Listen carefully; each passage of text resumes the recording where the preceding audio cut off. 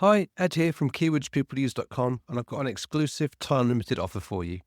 If you book a product demo with Keywords People Use, I'll give you a free 7-day trial of our standard plan, which allows you access to our new content optimization tool. This tool hooks into your Google Search Console data so we can find all the keywords you're ranking for and what pages are ranking. We then crawl your site content and use advanced machine learning techniques like embeddings and cosine similarity to find you content optimization opportunities that will quickly boost your impressions and clicks from Google. This new feature in Keywords People Use is already showing results for people using it. Don't miss out on the opportunity of a 7-day free trial. Just go to keywordspeopleuse.com/demo to book your slot. That's keywordspeopleuse.com/demo. You'll find the link in the show notes of this episode. Hi, Ed Dawson here. And as I'm a bit busy at the moment and need a break, welcome to another one of my Best of SEO is Not That Hard podcasts. These are the episodes from the back catalogue that I think have the greatest hits and ones that are still relevant and provide great value for you. So without further ado, let's get into the episode. Hello and welcome to episode 70 of SEO is Not That Hard. I'm your host, Ed Dawson, the founder of keywordspeopleuse.com, the solution to finding the questions people ask online. I'm an affiliate marketer, SEO, and I've been building and monetizing websites for over 20 years. I've built sites from the ground up, bought sites and sold sites in large exits. I'm here to share with you the SEO knowledge, hints and tips I've built up over the years. Today I'm going to talk about how to move your content to the next level with keyword clustering. So what is keyword clustering? Well, keyword clustering is also known as keyword grouping. It's where you take a list of keywords and then you cluster them into groups of related keywords. These keyword clusters then form the building blocks of your content strategy, where you target all the keywords in a cluster in a single page. The advantage of this is you then cover all the semantically related keywords together in one page, which makes the page much more topically relevant and much more likely to rank in Google. Now, the benefit of clustering keywords is that it allows you to rank your pages for multiple keywords rather than just having to create multiple pages for each keyword and then risk cannibalizing your own content. So keyword clustering leads to better content that delivers increased value and better serves your audience and gets them to be where they want to be, gets them their answers. And Google rewards the content that covers a topic in the most depth, and clustering helps ensure you hit that mark. Okay, so we know what it is and we know what the benefits are. So how do we go about actually clustering keywords together to get the right keyword clusters? Now, this is a problem that we've been working on for a long time at Keywords People Use. We're all about trying to help people build topical authority, and the first part of that equation is obviously gathering all the questions together that people can ask on a topic, and we do that by mining Google, mining Quora and other places to get big sets, help people get together big sets of questions. And that's all great. But now you've obviously then got to take those questions and work out what content you need to produce to effectively answer those questions in the best way possible. Again, without cannibalizing, without answering the same question on multiple pages. We want to get it tight. We want to get the questions that are related together to answer them in the right place once and get like one topical authority on each page. And then all the pages linked together to create topical authority across the whole subject area. So obviously we need to have an algorithm, a method of clustering those questions together, the related ones together into individual clusters.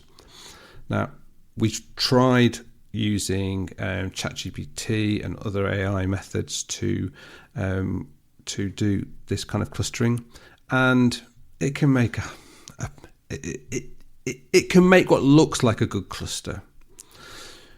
But as you put more and more keywords in, it gets less and less good. The results you end up with clusters that are too large, or clusters that are too small, or clusters where you've got unrelated things in. It has a good guess, but it is just guessing, and it's not really based on the right data. So we had to start again and think, where else can we look at this? We looked at things like NLP algorithms and other sort of basic manipulated algorithms like that, sort of language algorithms, to try and do similar things. And you don't really get clusters that are any better than ChatGPT and others were doing. But then we looked at another method and that is by saying, let's actually interrogate Google for this. And the method of doing this is by taking each individual keyword or question that we want to cluster, going to Google, getting the web pages that rank for that query, and then recording them. And then we get the next keyword and get all the URLs that are ranking in the top 10 for that query. And we do this for all the questions, all the keywords that we want to cluster together. And this can be thousands and thousands of keywords. So you see, it's quite if you were to do it manually, it's doable, but it'd be an incredibly repetitive task. And you'd end up with a lot of data you'd have to try and manipulate by hand. So what we did was we wrote some software to do this, which is tricky because Google doesn't like people scraping like this.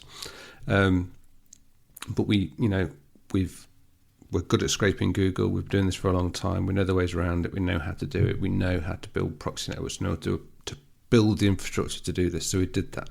Okay, so once we've done this, we've then got a huge data set of, for every keyword, what the top 10 URLs that are ranking for it are. Obviously now we need to connect the dots here to work out what the clusters are. And we do this by considering every keyword as a vertex in a graph, so it's like a node. And then between all the keywords, where there are URLs in common, we consider them as an edge. So that's like connectors to between nodes. So with this, you build up a graph of all the nodes and all the connections between them. And what it does is it creates these clusters of nodes and all the other nodes that they're related to, and how the strength of the relationship between those nodes. The more connections, the more related they are. And this then separates out all your keywords into all the unique clusters of keywords that are related together, that essentially should be one page, and all those questions and keywords should be covered on those individual pages. And it also nicely filters out all the keywords that aren't related to any of the other keywords you've got. And these are kind of your unclustered keywords, which means you either, with those ones, you can then look at them and say these either need to be removed from the data set. They're not related to the topic that we are trying to cover, because sometimes you'll find you'll inadvertently bring in keywords and questions that aren't really related to anything else that you're writing about. Or they become then areas where you need to do further research to find more questions around those and more keywords around those to build those into their own clusters. So you'll make a judgment call on those ones. And this then helps you all of a sudden, from having a huge set of keywords you don't know what to do with, it then creates all the right clusters for you. And then you've now got the basis of your content plan. You know which pages you've got to create and what questions and keywords you've got to cover on each page. But you don't have to just stop with the first answer you get when it comes to this clustering, because you can obviously decide to create clusters on different strengths of relationships. So what I mean by this, what I mean is, so for example, we tend to default by saying if two keywords have got at least 3 URLs in common when they are Googled, then they are pretty strongly related. But you could base your clusters to be tighter and say, right now we want 4, 5, 6, or even 7 URLs in common for each keyword before we will consider them to be clustered. Or you could go looser and say we only want 2. Now this means you can actually play with that number to see the number of clusters increase and decrease, and the number of keywords clustered together to get what looks like the right number determination that you're happy with. So that's the great thing with this keyword clustering, is you can alter those parameters into the algorithm until you're happy with the results you get and the clusters that you're seeing and that you're ready to create the content for. But the other main thing is, because you're basing this on data that's coming from Google, it's Google itself that considers these keywords to be clustered together, because it is choosing to have related URLs in its results for keywords that are related to each other. So you can reverse engineer Google using this method to find what Google thinks which keywords are related together, and that covers intent, covers all sorts of things that they relate it together on, and then build your clusters from that. So the big reveal I can now give is that we've actually now got this tool completely set up, completely working, and now live on Keywords People Use. So it means that anyone can come along and put a set of keywords in and then choose the language and the geography that they want to target, because obviously these clusters and these keywords, how they relate to each other, depends very much on the language and the locality that you are searching for. So even though the UK and the USA, for example, both use English, you'll find that you actually can get quite different clusters out of them depending from the same input keywords, just because semantically and sort of culturally people search for different things and connect things together in different ways, even if they're using the same language sometimes. But obviously it's going to be very different if you're using a completely different language like French in France or German in Germany. So the tool itself can actually work in any language and any geography. That's the beauty of using this method. It is not, it's not dependent on language sets in NLP models and things like that. You can just use it straight by mining into Google, and we don't have to worry about the language from our side. Google sorts out the difference for us, and you can put in all the keywords you want. You can put in, there's no real limit on keywords. You want thousands and thousands and thousands if you want, but it also works just as well on a few dozen. And you can have us then cluster the keywords. We'll go away, we'll do the crawling, we'll build the database, we'll build the graph, and then we'll create those clusters for you. And then you can come along and see those clusters, and you can download the clusters. You can alter the parameters on it for the amount of intersects you want. So whether it's you want 2, 3, 4, 5, 6 or 7 connections to consider a keywords clustered, it's all there and it's all working great. We're actually at the moment allowing anyone to try up to 500 keywords clustered for free, but you can, if you want, use more by simply signing up for an account at Keywords People Use. Our paid plans all come with a certain number of keywords clustering credits a month, or if you don't want to sign up for that and you just want to do a one-off job, you can buy individual clustering credits, just in as many as you need to do a job, and just do it on a pay-as-you-go basis. But I would say it's really amazing. We surprise even ourselves how good the results are, because we've been trying to crack this for so long. Finally getting there and getting it right, it's been beautiful to see. So I would say highly recommend, just come along and give it a try. It's not going to cost you anything, and you might learn something about how the keywords and the topic that you are targeting fits together. Now in the longer run, we've got bigger plans for this.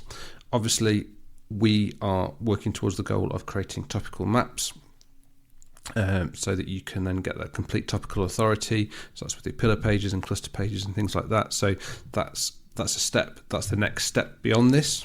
But cracking this crucial problem of how to get the individual clusters together in the first place was the first part of this, and we're really pleased we've cracked it, which is why we've got it live on the site now, because we didn't want to wait for the next step. We thought this is really powerful. There's going to be some people who just want to use clustering, and we just wanted to make it available so that people can get their content more tightly clustered, produce better content, reduce that risk of cannibalization, and get better results in Google. Thanks for being a listener. I really appreciate it. Please subscribe and share. It really helps. SEO is not that hard is brought to you by keywordspeopleuse.com, the solution to finding the questions people ask online. See why thousands of people use us every day. Try it today for free at keywordspeopleuse.com. If you want to get in touch, have any questions, I'd love to hear from you. I'm at Channel5 on Twitter. You can email me at podcast@keywordspeopleuse.com. Bye for now, and see you in the next episode of SEO is Not That Hard.